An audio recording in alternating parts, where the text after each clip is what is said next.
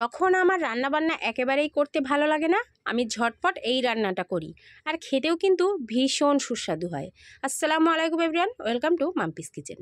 প্রথমে আমি কিছুটা মুসুরির ডাল ধুয়ে নিয়েছি, তারপর দুটো মতো আলু আমি এইভাবে কুচি করে নিয়েছি, খুব বেশি মোটা না আবার খুব বেশি পাতলা না। নিয়েছি এক মুঠো পেঁয়াজ, তার মধ্যে দিয়ে দিলাম হলুদের গুঁড়ো, ঝালের গুঁড়ো, এখানে কিন্তু খুব বেশি মশলা প্রয়োজন নেই, দিয়ে দিলাম একটু জিরে গুঁড়ো।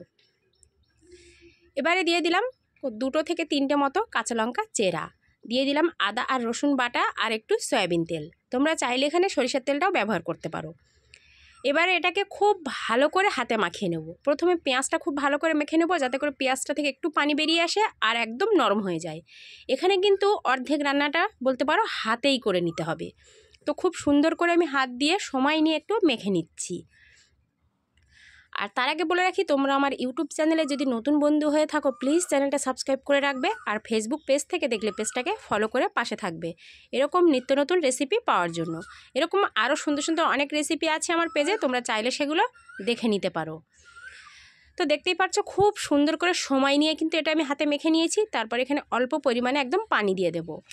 এই আলু আর এই ডালটা যতক্ষণ সিদ্ধ, মানে যতটুকু সিদ্ধ হতে পানি লাগবে ঠিক ততটুকু পানি আমি এখানে দিয়ে দেব। এবার ঢাকনা দিয়ে আমি এটাকে সিদ্ধ করে নেব। আমি এটাকে মিডিয়াম আঁচে সিদ্ধ করে নেব। তো সিদ্ধ করা হয়ে গেছে, দেখতেই পাচ্ছ পুরো পানিটা কিন্তু শুকিয়ে এসেছে। তো আমি আরেকটু সিদ্ধ চাইছি, মানে ডালটা সামান্য একটু হালকা গোটা ভাবটা আছে, তো এখনও দেখতেই পাচ্ছ অল্প অল্প পানির ভাবও আছে, তো আমি একটু নাড়াচাড়া করে একটু ছড়িয়ে দিচ্ছি। আর এখন না বাজারে ভরে ভরে কাঁচা আম পাওয়া যাচ্ছে, তো ভাবলাম এখানে একটু আম দিয়ে দিই, আরও সুন্দর একটা টেস্ট আসবে। তো আমি এখানে একটা গোটা কাঁচা আম এইভাবে আমি পাতলা করে কেটে নিয়ে দিয়ে দিলাম। তো এইভাবে একটু চেপে চেপে দেবো, আর একদম মিডিয়াম আঁচে, মিডিয়ামের থেকে লো, আরও লো আঁচে দিলে এটা আরও তাড়াতাড়ি সিদ্ধ হয়ে যাবে। মানে যদি আঁচটা কম করে রাখি তাহলে পুড়বে না, আবার খুব ভালোভাবে আমটা সিদ্ধ হয়ে যাবে। তো আমি একদম লো আঁচে কিন্তু 4 থেকে 5 মিনিট মতো রেখেছিলাম, আর আমটা কিন্তু অনেকটা নরম হয়ে এসেছে। তো এই পর্যায়ে আমি আর একটু ভালো করে নাড়াচাড়া করে দিচ্ছি। তো দেখতেই পাচ্ছ আমের সাথে ডাল আর আলুটা খুব সুন্দর করে আমি মিশিয়ে নিয়ে আবারও ঢাকনা দিয়ে ঢেকে রাখছি ওই 5 থেকে 6 মিনিটের মতো। তো ঢাকনা দিয়ে ঢেকে রাখার পর দেখতেই পাচ্ছ খুব সুন্দরভাবে কিন্তু এটাকে আমটা একদম নরম হয়ে গেছে, আমটা দেখো খুব সুন্দর সিদ্ধ হয়ে গেছে। এবার আমি খুব ভালো করে চামচের সাহায্যে একটু গলিয়ে নেব। খুব বেশি ঘাঁটাঘাঁটির দরকার নেই, তবে একটু ডালটা যদি ভাঙো ভাঙো ভাবটা হয় বা একটু মাখো মাখো ভাবটা হয় খেতে ভালো লাগবে।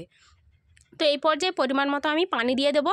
পানিটা অবশ্যই তোমরা তোমাদের পছন্দ মতো দেবে, তোমরা যদি পাতলা খেতে চাও পাতলা, আর যদি ঘন খেতে চাও ঘন, সেই হিসাবে পানিটা দিয়ে দেবে। তো আমি পানিটা দিয়ে খুব ভালো করে নাড়াচাড়া করে নিয়েছি, আর যখনই ফুটে উঠবে এরকম কিছুটা ধনেপাতা আমি দিয়ে দিয়েছি। তো এবার ভালো করে ধনেপাতাটা দিয়ে একটু নাড়াচাড়া করে নিচ্ছি। আর যখন কোথাও বাইরে থেকে ঘুরে আসবে তখন কিন্তু ঝটপট এই রান্নাটা তোমরা করে নিতে পারো। উপর থেকে কিছুটা ভাজা জিরের গুঁড়ো আমি এইভাবে ছড়িয়ে দিলাম, দিয়ে ঢাকনা দিয়ে ঢেকে রাখবো ওই 1 থেকে 2 মিনিট মতো।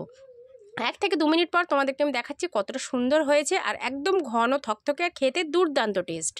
তো বাইরে থেকে কষ্ট করে আসলে কিন্তু ঝটপট এই রান্নাটা করে নিতে পারো, আর বা শরীর অসুস্থ থাকলেও কিন্তু ঝটপট এই রান্নাটা করে নেওয়া যায়। তো রেসিপিটা যদি ভালো লাগে প্লিজ একটা লাইক দিয়ে দিও, আর আমার এই রেসিপি থেকে একবার হলেও এইভাবে ডাল সত্যি বলছি খেয়ে দেখো, ভীষণ ভালো লাগে। আমের সিজনে আম থাকলে আম দিতে পারো, আর আমের সিজন না থাকলে আম ছাড়াই এই ডালটা রান্না করে খেতে পারো, খেতে ভীষণ ভালো লাগে।